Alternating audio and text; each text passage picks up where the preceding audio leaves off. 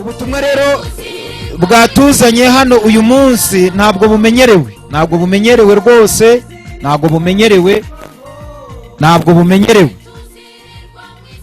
Twazanywe hano no kuvuga urupfu, kandi abantu mwese muri hano ni mu rukundo, kandi murwangira ubusa muzaba.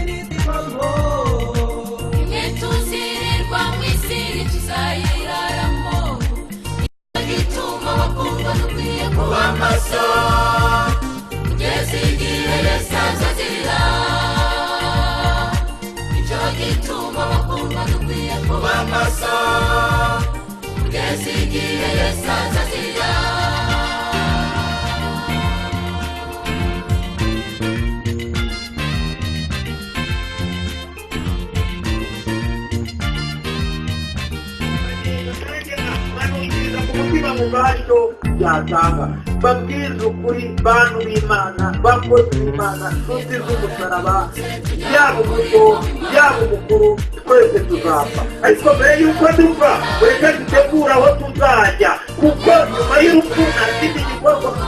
Ntabwo cyapfaho kandi Imana izambabare nitapfuye, kuko garutse ntimwabyemera, na Yesu yarayiguze mwanga kwemera kigeme n'ubundi fasi muzemera ko nabwo yewe nzapfe Yesu zazukane n'abandi turi hezi, ahari abo niho mwakwemera. Ariko uko biri kose abantu bose bazapfa. Sinajya mutuma bibiri kuko amagambo akomeye iravuze ngo urupfu rw'abakunzi sigizimba hano.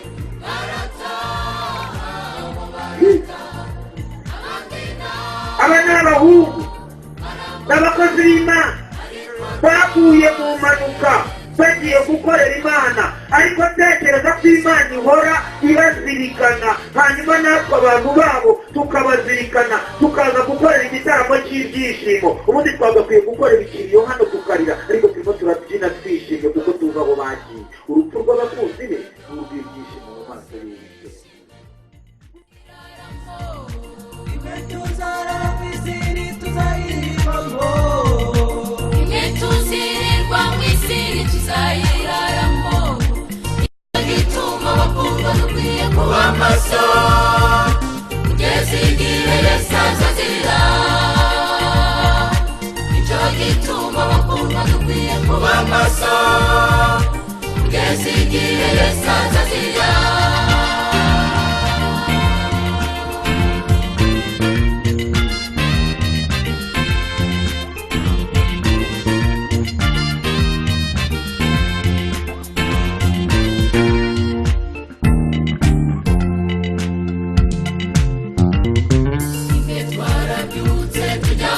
Nanone mwiriwe, naho turamukanye turebe ko mwiriwe. Yewe ubasuhuza nitwa Pascal barakagira, hanyuma ndi kumwe na korali Imana nibahabwa icyubahiro. Fate Bibiliya bazifite babwire icyo dukora, ya minota dushobora kutaza kuyigezaho, ariko dusome igitabo cya mbere cy'Abikorinto igice cyaho cya 8 murongo wa 2. Igitabo cya mbere, urwandiko rwa mbere Pawulo yandikiye Abakorinto igice cya 8 murongo waho wa 1 n'uwa 2. Twumve ijambo ry'Imana kanya gato, hanyuma dusubize abaduhaye umwanya. haranditse ngo ibyerekeye ku byaterekereshejwe ibishushanyo bisengwa turabizi kuko twese twahawe ubwenge butera kwihimbaza ariko urukundo rurakomeza. Umuntu niyibwira yuko hari icyo ari cyo azi ntaba yari yagira icyo amenya ukurikije ibyo yakwiye kumenya. Amen. Umuntu niyibwira ko hari icyo azi ntaba yakagira icyo akwiriye kumenya. Hanyuma dusome Zaburi igice cy'ijana na 16 umurongo wa 15. Zaburi igice cy'ijana na 16 umurongo waho wa 15.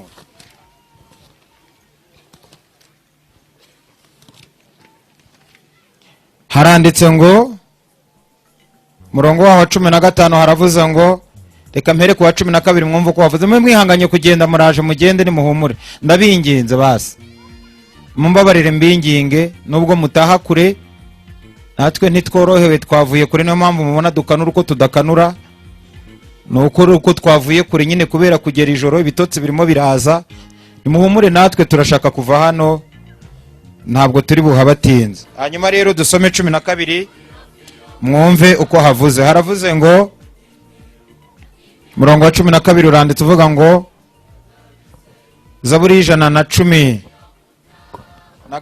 umurongo wa 12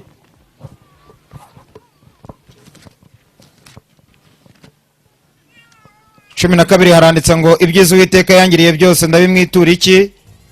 Nzakira igikombe cy'agakiza nambaza izina ry'Uwiteka. Nzahigurira Uwiteka umuhigo wanjye ni koko nzamuhigurira mu maso y'ubwoko bwe bwose. Urupfu rw'abakunzi be ni urw'igiciro cyinshi mu maso y'Uwiteka. Izina ry'Imana nirihabwe icyubahiro. Katuvuge twese ngo amen. Turi hano kuri kano gasozi kuri uyu muri uyu aka kagari uyu mudugudu uyu murenge muri iyi ntara y'Iburengerazuba ndatekereza yego ni Burengerazuba. Tuhari nka korari Impuhwe ifatanyije n'andi makorari azuburemere bw'umurimo w'Imana. Duhari tufatikanyije n'ubuyobozi bw'itorero, duhari tufatikanyije n'inshuti n'abavandimwe ku uyu musozi tuvuye mu ahantu henshi hatandukanye. Twaje hano atari ikindi kintu kihatuzanye, twaje tuje kuvuga izina ry'Imana Uwiteka n'izina rya Yesu Kristo, nibyo bibiri byatuzanye. Ubutumwa rero bwatuzanye hano uyu munsi ntabwo bumenyerewe.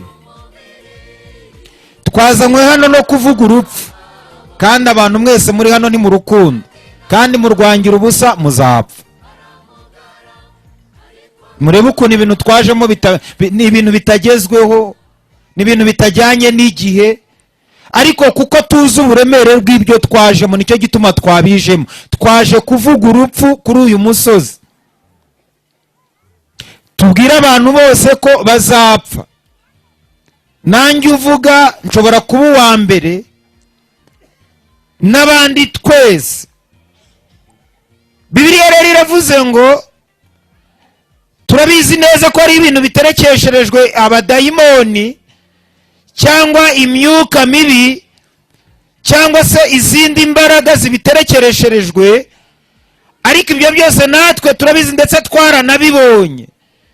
Rero ntabwo ari byo twe dushaka kubabwira, ahubwo twagira ngo tubabwire ngo umuntu niyibwira ko hari icyazi azaba ntacyo yari yakamenya bishingiye ku cyo yagakwiye kumenya. Uyu munsi wa none twese uko twicaye hano turimo turibeshya ko hari ikintu tuzi, ariko ntacyo tuzi kuko aho tujya ntituhabona, aho tuvuye niho twabonye ariko aho tujya ntituhazi. Ikiri inyuma y'uriya musozi rero twese ntawe ukizi kuko ntawe urahagera. Nicyo gituma umuntu adakwiye kwirata icyazi, ahubwo yagakwiye gushaka guharanira kugira ikindi amenya kugira ngo izina ry'Imana rirusheho guhabwa icyubahiro ku buzima bwe. Imana ishimwe. Turi kuri uyu musozi, abantu benshi bajya bicara, nanjye ndimo. Ubu mfite imishinga, nta mugabo udapfana imishinga. Mfite imishinga mfite ibitekerezo, mfite amayerekwa y'umubiri anyereka uko ejo nzaba ameze, ariko hagati y'uko nzaba ameze n'uko meze harimo ibintu bibiri. Harimo kwibeshya k'umutima, harimo no gutwarwa n'urupfu. Ko ari byo twibwira tukibeshya ku mutima tugapfa tutabishohoje. Nta mugabo udapfa n'umushinga mu mutwe, nawe ubwo abaye atawupfanye aba abaye muri bwa bwoko bavuga ngo ntibuzuye mu mutwe, ariko umugabo wese ahorana imishinga.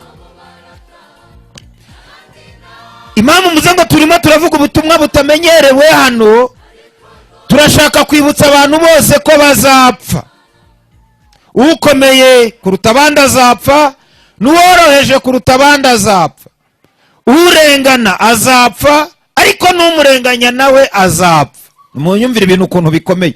Urengana azapfa, ariko n'umurenganya azapfa. Ari n'igihe biba ngombwa urenganya agapfa mbere, urengana agasigara, ukareba ugasanga warenganyaga aruhiye ubusa. Hari n'igihe uwo barenganya apfa mbere, hanyuma uwamurenganyaga yabura uwarenganyaga ashaka abandi, agahora muri iyo systeme, ariko birangira twese dupfuye. Mbwira umuntu ukwegereye ngo uzapfa, bimubwire nagira icyo agutwara, ubwo nawe ujye mu mubare w'abahowe Imana bikayove.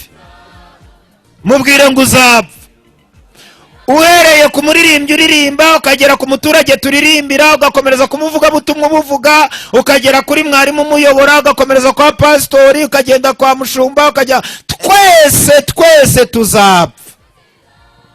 Ariko Bibiliya ivuze amagambo abiri akomeye, iravuze ngo Uwiteka we, birangwiriye kugushima ngashimira Imana y'agakiza kanjye, kandi nkagushimira iteka mu buzima bwanjye bwa buri munsi bwose. Nkagushima mvuga ngo urakwiriye, ubereye amashimwe, ko n'ejo bizahinduka nshobora kugenda. Arangije avuga amagambo abiri, aravuga ngo erega urupfu rw'abakunzi be n'urw'ibyishimo ni n'urw'umunezero mu maso y'Uwiteka. Twebwe rero twaje kuvuga urupfu, kandi mwe ntimurukunda, ariko mwarwanga mutarwanga muzapfa. Kankwereka ukuntu urupfu ruriho. Turebe umuntu wavutse kuri papa na mama, turebe azamura ikiganza. Wavutse kuri papa na mama, turebe uwavutse kuri papa na mama. Murakoze cyane, tumanure. Turebe usigaranye papa we wenyine, turebe usigaranye papa we mama we atakiriho, turebe usigaranye mama we papa we atakiriho. Abo ngabo bajya bagomeza bazamura. Turebe usigaranye umugore umugabo we atagihari, cyangwa akaba yaranashatse undi. Turebe wavukanye n'abana, hakaba hari murumuna we cyangwa mukuru we wapfuye. Tuzamure turebe. Turebe wari umusirikare, abo bari kumwe mu gisirikare bagapfa wagasigara. None ko mwese muzamuye muvuga mute ko nta rupfu ruriho? Icyatwaye bariya kiri inyuma yabo, nawe kirakurindiriye, nawe uzapfa. Icyatwaye mama wawe niwe murushaga imbaraga, nawe uzapfa. Icyatwaye papa wawe niwe murushaga ingufu, nawe uzapfa. Icyatwaye abo muva indimwe ntabwo wakirushaga imbaraga, nawe uzapfa. Icyatwaye abapasitori bababanjirije umurimo w'Imana inaha, namwe kizabatwara muzapfa. Icyatwaye abavuga butumwa bagenzi banjye bagapfa, tukarenzaho itaka, tugashyiraho indabo, tukavuga ngo aheza ni mu ijuru, nanjye kizanjya. Icyatwaye abavuga butumwa bagenzi baca bugufi, nawe ruramurindiriye. Ikibabaje nuko azapfa adafite amaboko. Azapfa mu gitondo, hanyuma ahita akomeza mu ijuru, ibiganza bye n'amaboko yazabisanga mu ijuru. Ndashaka kuvuga ikirero nsoze ni muhumure. Bibiliya iravuze ngo urupfu rw'abakunzi be n'urw'ibyishimo, urupfu rw'abakunzi b'Imana. Icyo tuvuga ni impfu ebyiri, turavuga impfu ebyiri zonyine. Bibiliya iravuze ngo hahirwa abapfa bapfira mu mwami, yego, ngo nibamara gupfa baruhuka imiruho yabo y'inaha ngaha, umwuka nawe ngo akabahimiriza akavuga ngo ye, kuko imirimo yabo myiza ijyanye nabo ibakurikiye. Hanyuma Bibiliya ikongera ikavuga ikintu gikomeye, ikavuga ngo rega ukiranirwa gushije ishyano kuko azapfa, kandi urwo rupfu rwe azaribwa n'inkongoro zo ku gasozi. Impfu n'ebyiri, nubwo twese tuzapfa, ariko tuzapfa mu bice bitandukanye. Nagiye muri CHIB i Butare, ngenda ngiye gusura abarwayi, mpageze numva umutima wanjye urambwiye ngo Pascal urakijijwe? Ndavuga ngo ye ndakijijwe. Sawa, baza n'uyu muntu urwaje uyu muntu uko akijijwe, ndamubaza nise urakijijwe? Ati ntawe ubimenya. Hanyuma se urwaje? Ati we, ati najyaga mbona asengera muri ya madini bigira gutya. Nuko yavugaga ati mbona bakizwa, ati simbizi. Ni sawa, ijwi rirambwira ngo ngaho itegereze, ari uyu n'uyu bose bagiye gupfa, uretse uzureba urupfu rw'abakiranutsi. Wa wundi ntabwo twamenye igihe yasinziriye, twumva barimo baravuga ngo runaka ngo wa mukecuru arapfuye, ngo wa mukecuru. Hanyuma wa wundi nkajya numva aravuga ngo yeee, ngo kiranjyanye, ngo yibawe. Umuntu utubaha Imana niyo ajya gupfa arasakuza, ariko uwubaha Imana kuko aho aba ajya habona asinzira mu mahoro, akagenda muri roranti, hakagenda we, ibintu bikagenda neza. Ariko hari abantu bapfa bateye umugeri kuko ahabona ni habi, ariko urupfu rw'abakiranutsi baba babona niyo bajya. Nicyo gituma mubona habaye igiterane gihagurukije ibintu bingana gutya kuza kuvuga urupfu. Urupfu se baruvuga bate? Murananirwa kubwira abantu ko Imana batabaye, murananirwa kubwira abantu ko igihugu kibonye amahoro, murananirwa kubwira abantu yuko ibintu bigenze neza, muraza kuvuga urupfu, muzapfa. Natwe abasigaye muri korari Impuhwe tuzapfa. Na mama yarapfuye, nanjye nzapfa. Aho twamushyinguye hamera uruyuzi rukavamo imyungu, muyigura mu isoko, tuzapfa batereho inzuzi, murabeshya. Ariko nyuma yo gupfa bigenda gute? Urupfu rw'abakunzi be n'urw'ibyishimo mu maso y'Uwiteka. Harya nupfa wumva uzajya he? Ninde muntu waba yarapfuye akagaruka akatubwira aho abantu bajya? Ntawe.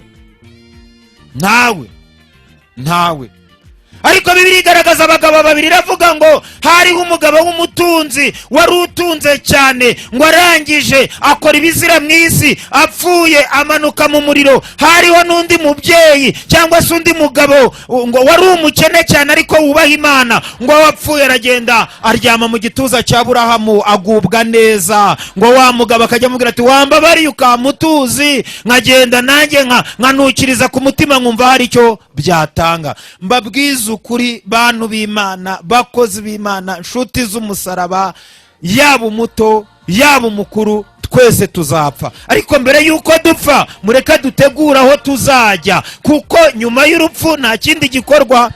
Ntabwo ndapfaho, kandi Imana izambabarire mpfe mpfuye, kuko ngarutse ntimwabyemera. Na Yesu yarazutse mwanga kwemera, sige mwene Bonifasi muzemera ko nazutse. Jewe nzapfe ngende nzazukane n'abandi turi benshi, aharaho niho mwakwemera. Ariko uko biri kose abantu bose bazapfa. Ni nacyo gituma Bibiliya ivuze amagambo akomeye, iravuze ngo urupfu rw'abakunzi be. Singizi imva hano, ngizi aba ni abahungu n'abakozi b'Imana baguye mu mpanuka bagiye gukorera Imana. Ariko tekereza ko Imana ihora ibazirikana, hanyuma natwe abantu babo tukabazirikana, tukaza gukorera igitaramo cy'ibyishimo. Ubundi twagakwiye gukorera ikiriyo hano tukarira, ariko turimo turabyina twishimye kuko tuzi aho bagiye. Urupfu rw'abakunzi be ni urw'ibyishimo mu maso y'Uwiteka. Uwo muntu wamwanga utamwanga uzapfa, ariko nyuma yo kumwanga urwanga n'umwanga ruzakujyana ahantu habi. Uwo muntu wumva mutakorana, nigeze mbona n'abapasitori batifuza gukorana. Uwo mupasitori wanga udashaka ko mukorana uzapfa umusiga cyangwa mujyane, hanyuma gukorera amasakaramentu mu rusengero, aguherekeza umusige ku ntebe wari wicayeho, nuyivaho nawe ayijyeho undi, kuko izo ntebe twese twicayeho zahagurutseho abandi bantu. Ni nacyo gituma nujya kwa muganga cya gitanda ugibona usanga cyarabyutseho undi muntu apfuye cyangwa abaye muzima. Ntigeze kumva abantu bangana mu nzu y'Imana, biriho bireze kanga umuntu upfa. Nari mfite mukuru wanjye wankundaga cyane, ngewe muherereze wacu, kandi mujye mwirinda kumbabaza, ndi mutoya mu rugo, mujye mwirinda. Kindi umuherereze mwabo pastor, mujye mwirinda kumbabaza, ndi mutoya. Mukuru wanjye yari ijeye, yari bogari. akaba umusirikare rero ngo w'umukomando. Yagendaga atya, yagiraga ijwi yaravuga ukagira ngo ni intare y'ingori. Mu gitondo araza, ibintu biraha, numva aravuze ngo benema, ngo ntimwongere kugira ubwoba, ngo ubuzima buratangiye, ngo nzabafasha, ngo nzabageza ku bishoboka, ngo nzabagirira neza. Yari umusiramu. Ndangije ndamubwira, yitwaga Mbabazi Joash. Arangije arambwira ngo nkawe ngo pango, ntabwo nitwaga gutyo kubera ubuzima nabagamo bari barampinduye amazina mu cyaro, nitwaga Amajyanja ari Matarika Rutwe. Ahita ambwira ngo nawe Rutwe rero ndi mwene nyina, ahisa nyita uko rubanda banyita. Arambwira ngo nawe Rutwe rero ngo ntugire ikibazo, ngo nubwo mba mbona uri ikicucu, ngo ariko ngo nzakugurira udukweto. Hariho udukweto kwa Maradona, ati nzakugurira udukweto ushyira muri ibyo bivunja byawe, atari kuko biri kose nawe nzajya ngufata nk'ikigoryi cy'umuryango nawe neza. Abimbwira ku wa kane ku itariki 5 kuri 11 twumva itangazo ngo ejo yari muzima none yapfuye we. Umuryango wa Sengimana Boniface uri n'umubabaro mwinshi wo kumenyesha inshuti n'abavandimwe ko Mbabazi Joashe yitabye Imana azize urupfu rutunguranye. Umurambo we muzawusanga mu buruhukiro bw'ibitaro bikuru bya gisirikari Kanombe. Bimenyeshejwe barangije ngo na Barakagira Pascal bakunda kwita Rutwe. Amazina wahimbye umuntu byanga bikunda uzapfa nawe apfe byose byibagirana, ariko umuntu wakoreye Imana uwacu yaravuze ngo forisa ari iki waba usize nkuru cy'imusozi, mbese aho ni waba ugiye wari ruvumwa. Forisa ari iki waba usize nkuru cy'imusozi, aho ni waba ugiye wari ruvumwa. Amashuri warize, amatungo waroroye, washatse amafaranga, none byose urabisize, cyo genda amahoro. Mbwira ngaho cyo mbwira barumuna bawe abahuguje amasambu, none byose urabisize, cyo genda amahoro. Abantu bakirirwa bapfa ubusa ibitaka, barangiza bagapfa. Wabiharanira utabiharanira, wakora buhoro wakora cyane, sefini nugupfa, tuzapfa. Nari nshatse kubabwira ngo tegure ejo hawe hazaza kuko tuzapfa. Nari nshatse kukubwira ngo siwe wabanje gutura kuri uyu musozi, hari abandi bahabanje. Buriya bizamenyekana kuzuka kuko biravuga ngo umuntu azazukira aho yaguye, niho muzabona ibintu bisekeje. Muzabona ibintu bishekeje abazaba bakiriwe. Sajya ko nubona kandi ngo wibaze hano habagirimbi, ariko iyi misozi yose mubona ntabwo ari mwe mwayibanje, yabayeho abantu basokuru banyokuru barapfu, nawe uzapfa.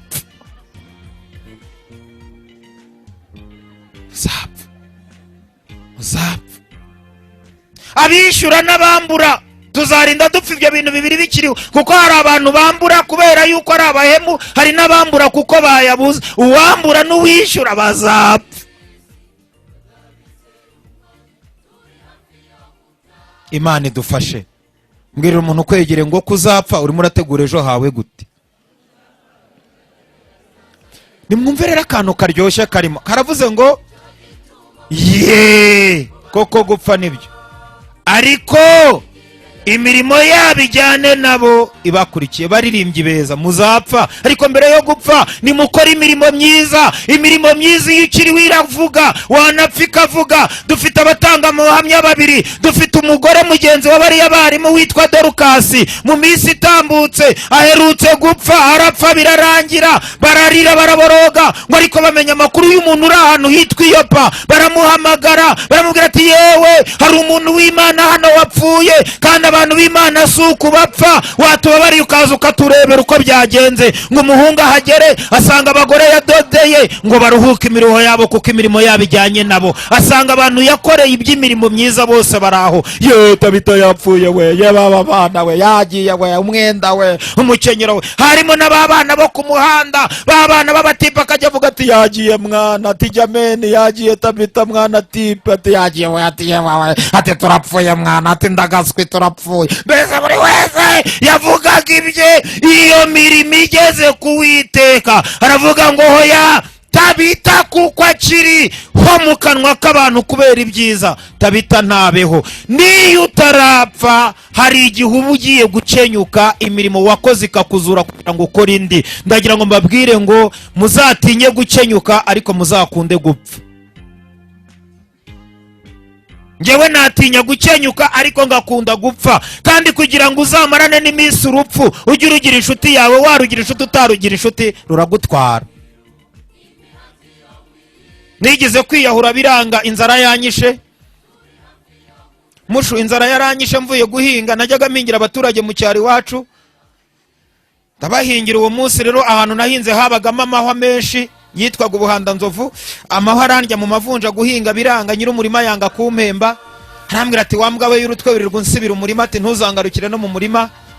Ndangije inzara iranye, aha ndavuga ntariko wakwiyahura. Nshakwa ibinini byinshi 42 byitwaga kinini.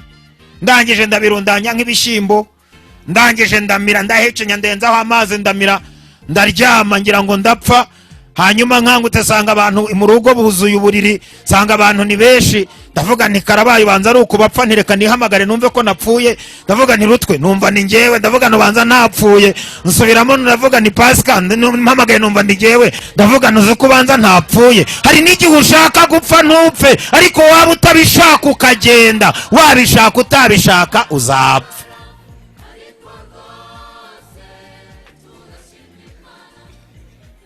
Wabishaka utabishaka bizagenda gute? Vuga ngo nzapfa. Jewe se ko ari je mubwira, jewe nza nabishaka ntabishaka. Urakoze. Umva wakena kajana, isi nta mbabazi. Ariko se nyuma yo gupfa mimi nayenda wapi? Ndimo ndajyahe? Tegura ejo hawe hazaza kugira ngo uzakire ubuzima bw'Imana. Reka nsoreza aho, nicyo cyonyine nagira ngo mbabwire mu gitahane. Buri wese ajya avuga ngo kupfuye. Imyaka 10 irashize, turakibuka abaririmbyi bapfuye baguye mu murimo w'Imana. Si nibyo gusa, hari ibindi bikorwa tujya dukora tukabikorera iyo miryango n'abandi babo, tukabereka ko ibyo bakoze birimo ububasha bw'Imana. Ariko uko byagenda kose nejo bizakorwa. Nicyo nashakaga kubabwira rero. Kandi dusome igitabo cyo Gutegeka kwa 2 igice cya 3 nsoze. Gutegeka kwa 2 igice cya 3, Gutegeka kwa 2 igice cyaho cya 3 umurongo wa 19. 3:19 Gutegeka kwa 2 aranditse ngo 3:19 haranditse ngo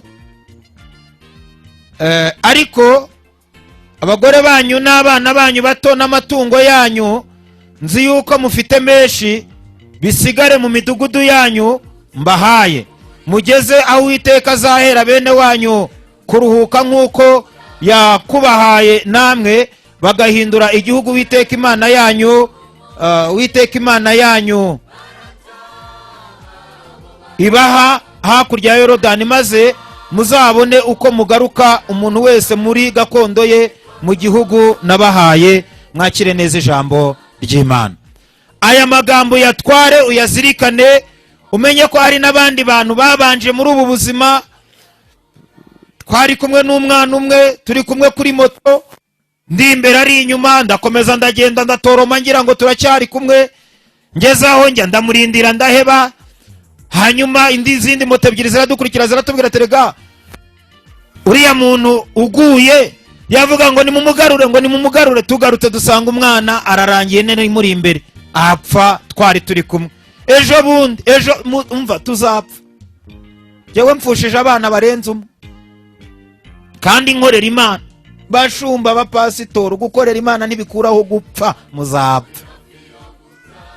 Baririmbya batoya n'abakuru baje vuba n'abamaze iminsi. Kuririmba tukarara hano ku wa 6 no ku cyumweru, twazindutse ijoro ryose tuvuye i Kigali tukarara tugenda. Mwaririmba mutaririmba muzapfa. Ahubwo nyuma yo kuririmba Imana izakwirata iki? Nyuma yo gukora akazi Imana izanyirata iki? Ukomeye n'uworoheje Imana izamwirata iki?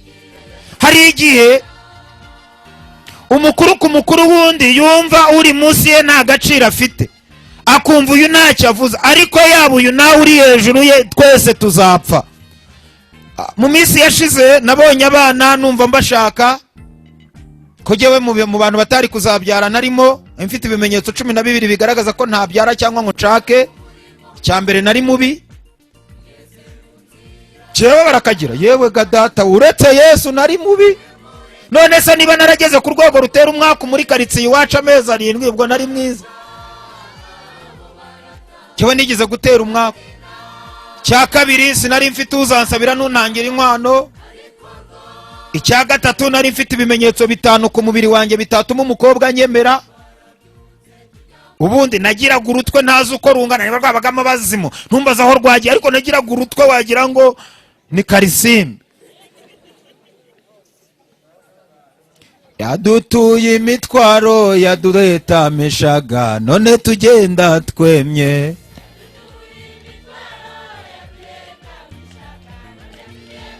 Abarokore yadutuye imitwaro yaduhetamishaga, none tugenda twemye.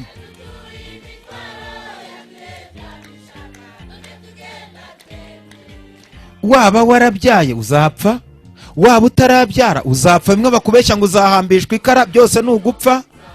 Yaba uri guhambishije cyangwa uhaye inkuracyobo twese turapfa. Yaba uhembwa make cyangwa menshi twese turapfa. Yaba umukuru hejuru y'abandi n'umuto munsi y'abandi turapfa. Yaba twebwe abanyamugi namwe abanyacyaro turapfa. Kandi aho urupfu rubereye rubi mwoka byara mwe numva aho rubereye rubi. Iyo umwuka ukigushiramo umuntu abona ari igikoko ufite mu nzu, ahita ahuruza ati murantabare wa mugabo kandi mwasezeranye hano muvuga ati turabanye turakundanye. Ariko iyo upfuye ahita ahamagara abantu, nta minsi 2 wamumarira mu nzu, hanyuma akava mu nzu yubatse akajya kuba ku gasozi. Mbega isi rakavuna umuheto. Umugore mu bana urapfa amezi 3 bakamutereta. Mugabo mu bana urapfa amezi 3 agashaka undi. Urupfu si ikintu, ariko nuko ngira umugisha Imana inyicira umwaka ndashaka mbona umugore. Nyuma y'amezi 11 ngo nanjye ndashyamye ngo ndabyaye ndishimye, nkibyara uruhinja rwanjye rwa mbere rumaze iminota 4 kwisi, rumfira mu maboko nduteruye. Umugore wanjye arasara ajya muri kaburimbo ariruka. Maze igihe nta mugore mfite, maze igihe kinini nta mugore mfite, hafi imyaka 4. Ari umusazi wambaye ubusa wirukanka ku muhanda. Wasara utasara uzapfa. Urupfu ni rubi rw'agatsima, uko rutwara abasirimu rugatwara n'abasazi. Uruvuna muheto. Arasara. Induru ziravuga ku musozi. Abari inshuti bamva. Abari abantu b'Imana basigara bavuga ko ari urwaye abadayimoni. Nigize kwinjira mu rusengero, umuntu umwe uyoboye amasengesho nawe uzuye abazimu kurusha abona ari mfite. Ese mugira ngo ntitubagira. Haleluya. Umugabo arahaguruka kuko yumvaga ariko akwiye kubigenza. Ahita ndazana banicaye muri izi ntebe z'abavuga butumwa. Niyo mpamvu mbona nazikunda. Sinzikunda njyewe niyicariraho niyicarire, nta cyambuza kudakorera Imana nduri buyikorere. Ngiye kubona mbona arembuje umuntu. Aramubwira ati ati uriya kiriya kiguhungu mugenda mugikure hariya gifite abazimu kitaza kwica amateraniro. Ati buriya kigira abadayimoni 40. Ati umugore wagira 30. Twari dufite 70 ariko twarabagabanye, ngifite 40 n'umugore wanjye afite 30. Twarabagabanye. Ari nge wari ufite besha. Barangije baraza baterega wibeshye saha mwicara. Barankosha umurabanjyana inyuma iriya. Mbona abantu nabo batakigira ubwenge, ariko nabo yaba umuhanuzi ubeshya n'uvugisha ukuri bazapfa. Ikiza navugisha ukuri ko n'ubundi nzapfa. Ngiye kubona mbona babana ngo n'abanyamasengesho kajya bazenguruka. Katika jina turananiza abazimu, turakubita abadayimoni, myuka mibi turayinanije, rota ya bofa turakunanije dayimoni. Ubu barananije nuko ari Imana igira amaboko.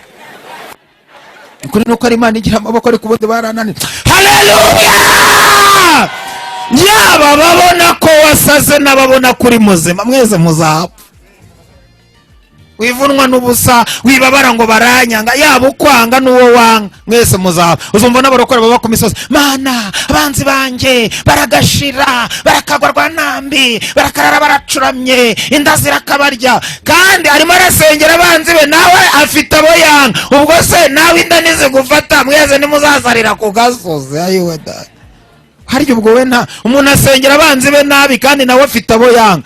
Shuti nyanshuti ni Yesu, abantu si bo Mana ndakurahiye, rubanda ni babi ariko nawe uriwe uritonde. Burya ubona rubanda ari babi ariko nawe uri mubi muri rubanda. Kansoze dubasengera Imana. Ndabyara, gore wanjye ariruka, tuzabaha ubuhamya ejo, turaye hano turahari, sinzi umugoroba uko bawuteganyije, biranga, ariruka, ibintu byose birashya. Waba warakennye nawe ufite amafaranga, muzapfa.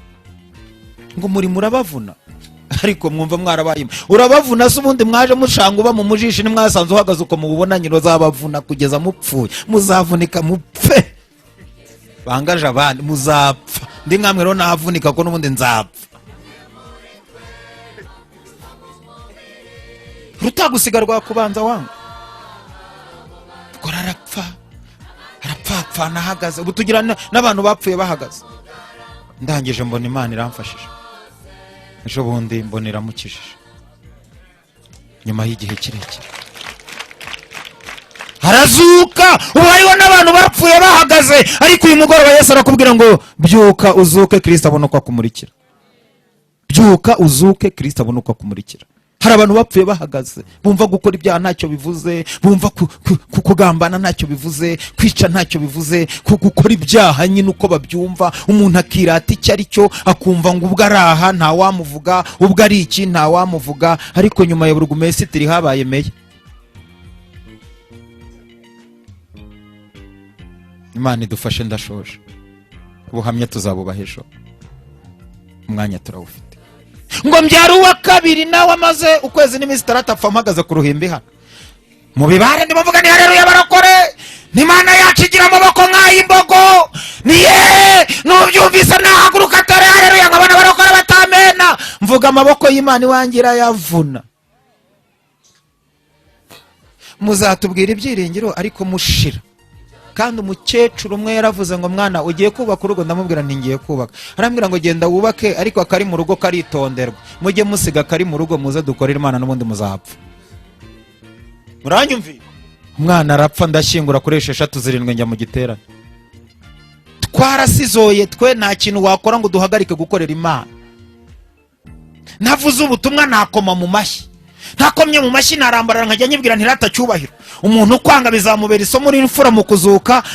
Uringa bidukingira, uri data wa twese mwiza, ntukabura icyubahiro nataramye. Ntuzabura umuntu uvuza induru nkiriho, ntuzabura umuntu wirukanka nkiriho, ntuzabura ugukomera mu mashyi. Sinabura mu mashyi ngo mbure n'umudiho. Jewe nta muntu uzanshakira ibyishimo nzi uko bihenda. Nimbona utishima nzaguhunga, mpagare iruhande rw'igiti nyivuga nti uri Imana rata, ushobora byose, uri munini, urabyibushye. Ukwanga azarwara ibiheri ku kibuno, ugukunda azahabwa umugisha. Imana iri mwijuru ikavuga tumvuze neza, ongera ubeho.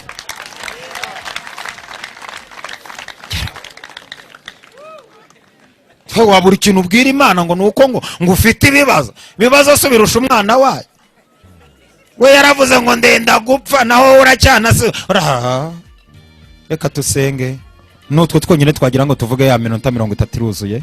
Imana ibaha umugisha, Imana ibaha umugisha, Imana ibaha umugisha, Imana ibaha umugisha. Ndarambura amaboko mvuga ngo Imana ibaha umugisha.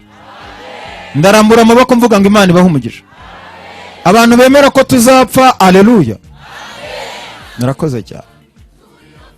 Nsamye ya gatatu ivamo, nsamye ya kane ibaho.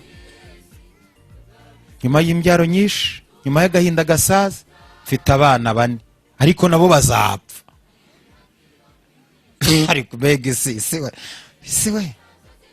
Nyuma y'iyo mibabaro no guhangayika, umugore azapfa cyangwa mutange, tuzapfa. Ngira umurimbyi muri Imana nguze ko tuzapfa. Mwamubwira ngo ntuzongera kumbangamira, dufite ikizadutanduka. Usongere kumbangamira, tuzapfa. nta muntu urimo avuga. Nimurebe ikintu gishekeje cy'urupfu rw'umukiranutsi. Uzi ko ngo Mose kugira ngo Imana itange agasopo ku rupfu rw'umukiranutsi yaravuze ngo n'amagufa yawe Mose, jewe ntabwo kugera ubwo marayika agiye kurwanira intumbi n'abadayimoni na Satani, nibwo Bibiri ivuga ngo na marayika wahangaye guhangara intumbi ya Mose ntabwo byakunze, ngo na shitani uwo Imana, ngo umuntu w'Imana aramubwira ngo Imana iguhane, ngo Imana ibundarara ku magufa ya Mose kugeza igihe yimanye. Umukiranutsi Imana yimana n'ibye, nicyo gituma iyo upfuye ukiranuka abazimu bawe ntibatera abasigaye. Ariko murebe ba mama wanyu bapfuye badakijijwe, abazimu babo murararana, uravuga ngo mama yansuye mu nzozi, ngo ayiwe ngo ariko yarankundaga. Usurwa n'abapfuye uti. Abantu barara bacuramye kubera abazimu, ariko umuntu wapfuye akijijwe abana be bararyama bakagona, no ku manywa bararyama bagasinze. Ariko umuntu wapfuye adakijijwe abazimu be barara basirikira bakanuye amaso. Nimurebe ikindi kintu gikomeye ku rupfu rw'umukiranutsi, ngo Elisa Imana yari yamubwiye ngo nzagukoresha ibitangaza 14. Elisa apfa amaze ibitangaza 13. Ariko ngo hari abantu bari bikoreye umurambo bagiye gushyingura baraba ku gitero cy'abantu, ngo barangira baravuga ati turapfuye, ngo bafata ya ntumbi bayinaga ku gituro igwira amagufa ya Elisa, ngo wa muntu arazoka, ngo ahita birukanka inyuma. Bajya mubona bati turashize, bati umuzimu turapfuye, barirukanka. Iyo umuntu w'Imana yapfuye n'amagufa ye arakora. Hanyuma abarokore benshi nanjye ndimo turibeshye, amagambo birakomeye. Sinzapfa ahubwo nzarama. Ntekerereza abantu, Imana yavuganye nanjye, jewe sinapfa bidasohoye. Wapfa ahubwo ugapfupfuye. Asoni jewe Imana twaravuganye, yambwiye ko izangira itya. Oh haleluya, nubwo ikamyo yanca hejuru. Nge uze kujya mu muhanda mama ntacyuba, uze kujyayo, uze kujya mu muhanda mwavuganye n'Imana, uze kujyayo ntacyuba. Bibiliya iravuga ngo ubwisezerano rikuru riba risohoye, ya yandi matoya ateshwa agaciro. Urupfu rw'abakiranutsi. Niyo wapfuye urupfu rwawe ruravuga. Abantu rero bakibeshya ngo sinzapfa ahubwo nzarama. Nimba ari ibyo rero Yesu yarakenyutse.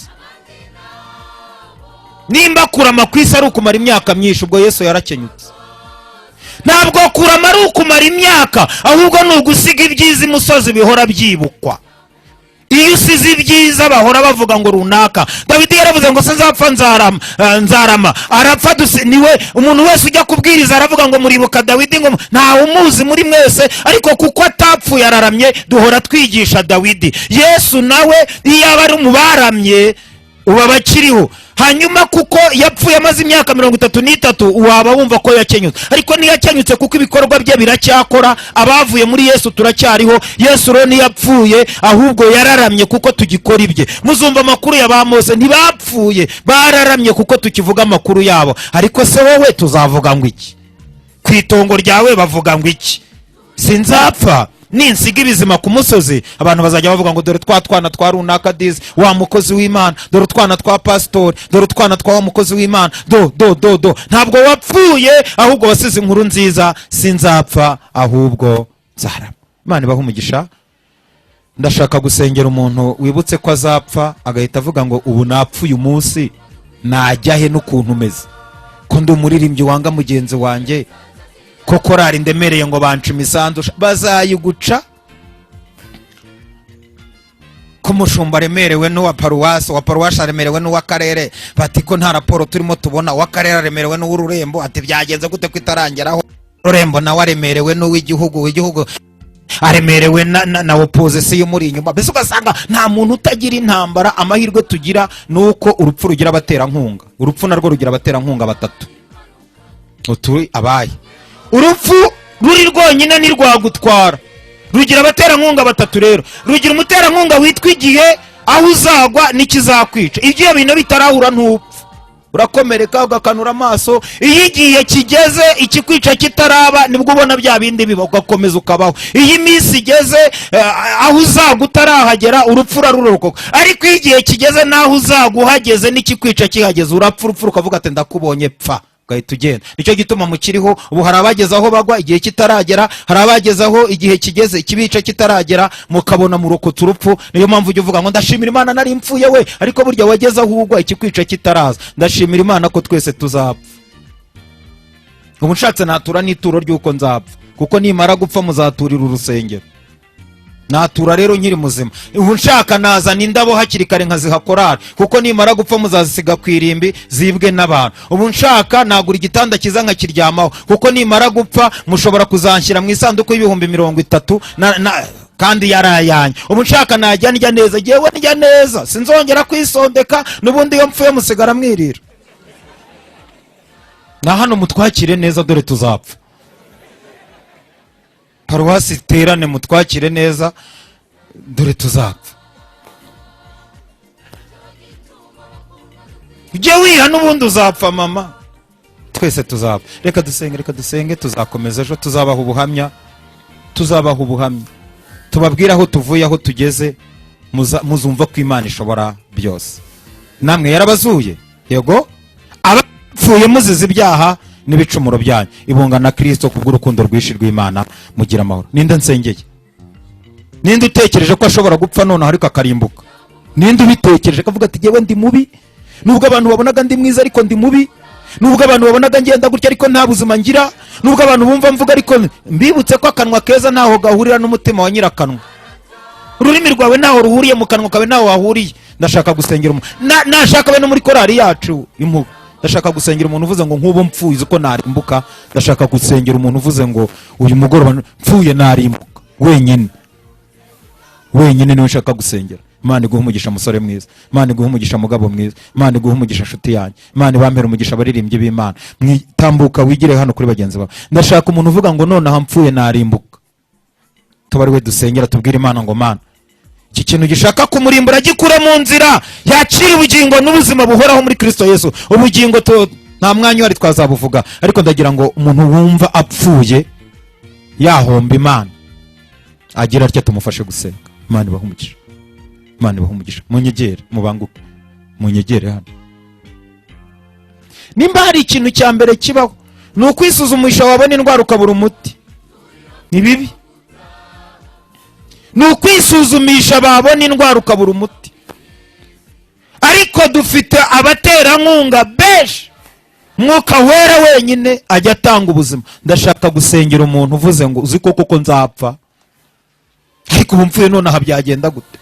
Nasize nyogokuru mu rugo, musigaye yajunditse itabi rye arimo avuga rozari, ngarutse nimugoroba nsanga nyogokuru yumye. Avuga ni nyogokuru arapfuye, apfanye inkono y'itabi mu kanwa n'ukuri kw'Imana. Nyogokuru yapfuye bajya inkono y'itabi mu kanwa ngo wowe upfuye wasamye ntiwagora n'abaza kugukorera isuku. Ndashaka umuntu uvuga ngo jewe none aha ndi mubi, mpfuye narimbuka, aze apfukame hano, aze apfukame hano. Ndashaka umuntu uvuga ngo jewe ndi mubi, mpfuye narimbuka, inzoga rwihishwa, zambana rwihishwa, nazikuyemo zanda zanjye rwihishwa, ndaterekera ntawe ubizi ko biri yavuga ngo nanga b'imitima ibiri mu nkuru y'ibyo bigirwamana byanyu. Ndashaka umuntu uvuga ngo mpfuye none aha narimbuka, aze tubwire Yesu ngo Yesu, aba bantu nyuma y'imbabazi nta rubanza. Nyuma y'imbabazi ndatanga itangazo rivuye ku Uwiteka, nyuma y'imbabazi nta rubanza. Iyo Imana ikubabariye ntimeze nk'abantu, irakubabarira ikanibagirwa. Ndashaka ko dusenga, twese tuzapfa, ariko tuvuge ngo harya mpfuye byagenda bite? Byagenda bite? Umugabo n'umugore ngo barabanaga mu nzu, umugabo aca inyuma y'umugore n'umugore aca inyuma y'umugabo. Bukeye rero ngo haza ipusi mu rugo. Haje ipusi ibintu birakomera. Noneho ngo iyo pusi bari bateze ibintu bikomeye, bamaze kuyitega ibintu bikomeye, ngo sinzi ukuntu iyo pusi bayigongeye mu muhanda. Umwana wo muri urwo rugo ngo yakundaga iyo pusi, arabimenya, arangije araza aterura ya pusi, araza aravuga ngo mama, ngo ya pusi irapfuye, ngo kandi ibintu biyishe ibyo byari birimo, ngo kuko ngo kunyama mwari mwasigaje zipusi, ngo agashashi kaguye mu biryo, ngo kuri za nyama mwariye, ngo namwe mushobora gupfa. Umugore aravuga karabaye, atari ko mama nzi ko muri abarokore, kandi muzi kwihana, nimubanze mwaturirane na papa hanyuma mupfe mwejejwe, dore Imana irabakunda. Umugabo ati mbabarire, ati burya cyagiye natindaga nabaga ndi kwa runaka, ati Imana imbabarire. Umugore ati nanjye mbabarire, muri bano bana batatu dufite uri umwe si uwawe, ati mumbabarire. Barangije baryama bategereje ko bari bupfe ntibapfa. Pegisi birangira buri wese amenye uko ateye. Mbere yuko Imana igushyira hanze kubera impamvu zayo, uzabanze wihane. Iyo umuntu yihanye Imana ntimushyira hanze, ariko iyo utihanye igushyira hanze. Twakira umushumba waje azanye natwe afatikanye kutuzamurira icyo bita igitambo cya nimugoroba. Dusabira Imana imbabazi, mushu twezereza muri iri teraniro kubw'ububasha Imana iguhaye. Nubwo tuzapfa, ariko tuzapfa turabo kwishimirwa, tuzapfa ukorewe ibirori, tuzapfa abantu babare bavuga bati runaka yapfuye, tuzapfe. Hari umuntu twagiye gushyingura yakoraga muri Banki Mondiale, tugeze aho tumushyingurira ariko nta hantu yasengeraga ngo bashyireho isengesho. Umwana umwe araza aravuga ngo rega ngo mama ngo yazindukaga ajya muri siporo, ngo akava muri siporo ahita ajya kunywa kamwe, ngo nta hantu yagira agasengera. Bahita babonamo umugabo umwe yitwa Bosiko, baravuga bati ariko uriya mugabo turabona asa na pasitori, nasenga isengesho. Bosiko aravuga ati ndasengeri. Ahita azamura ukuboko aravuga ati Mana wuze aho abantu banyura bakujeho, umenya aho umunyuza mu izina rya Yesu, amen. Nk'iryo sengesho niryo ukeneye koko, iryo sengesho niryo ukeneye. Imana idufashe. Kariho umubyeyi dusengere. Mana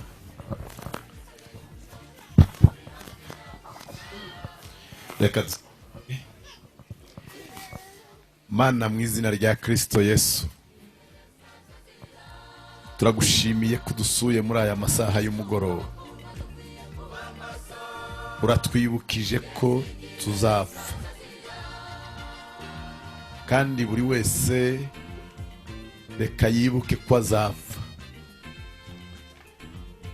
Nubwo urupfu ruriho kandi tugomba kuzapfa, ariko aba bose bibajije iherezo ryo gupfa ry'umunsi wabo wanyu. Babona ubugingo bwabo ntibutunganye, babona hari ibyaha bimitse muri bo, babona hari ibicumuro biri muri bo, ariko bemeye guca bugufi, baciye bugufi imbere yawe, kandi imbabazi zawe ziriho. Ndagushimiye yuko ubabarira. Wamenetse amaraso ku musaraba kugira ngo weze, warababajwe kugira ngo tubone ubugingo, tanga ubuzima. Amaraso yawe arameneka kugira ngo yeze ibyaha, akureho imyanda, akureho gukiranirwa kose. Abana bawe bahinduke bazima, bahinduke ibyaremwe bisha. Niyo mpamvu ababene data n'abashiki bacu bapfukamye, baciye bugufi imbere yawe ngo icyubahiro kibe cyawe. Hari ibyo bacumuye, hari ibyaha bakoze bitumye bagenzura, bagiye imbere yawe, ijambo ryawe n'umunzani. Bagiye ku munzani bumva badahagaze neza, bumva aya masaha y'uyu mugoroba bakwihuza nawe, baca bugufi ugashyirwa hejuru. Ibyo bacumuyeho byose, biriya byaha byose bakoze, biriya byangwa n'Uwiteka, biriya bibatandukanya n'Imana, biriya bituma baba kure yawe, izina rya Yesu Kristo. Reka boge, reka batungane, reka bozwe nawe, reka bahinduke rwose, babe ibyaremwe bisha. Ibyo bagenderamo bitagira umumaro bikurweho, ibyo bagenderaho bidashimisha Imana bikurweho. Icyubahiro cy'Imana bongere bandikwa ahantu wabo wabadapfa, ubugingo bwabo bube buzima, bava aha babaye bazima. Niko ijambo ryawe ryatubwiye ngo batize ibicumuro n'ibyaha, ariko Imana nk'uko ari umutunzi w'imbabazi duhinduranye bazima na haleluya. turi bazima, abaguhindukiriye bahinduka bazima, bakava mu rupfu bakinjira mu bugingo. Bemerere bakure mu gitabo cyo gupfa, bakure mu barimbuka, bakure mu bapfa, ahubwo ubahindure abo bugingo. Yes. Kugeze muri wewe abona ubugingo. Jambo ryawe rirambwira ko waraje cyarabwira.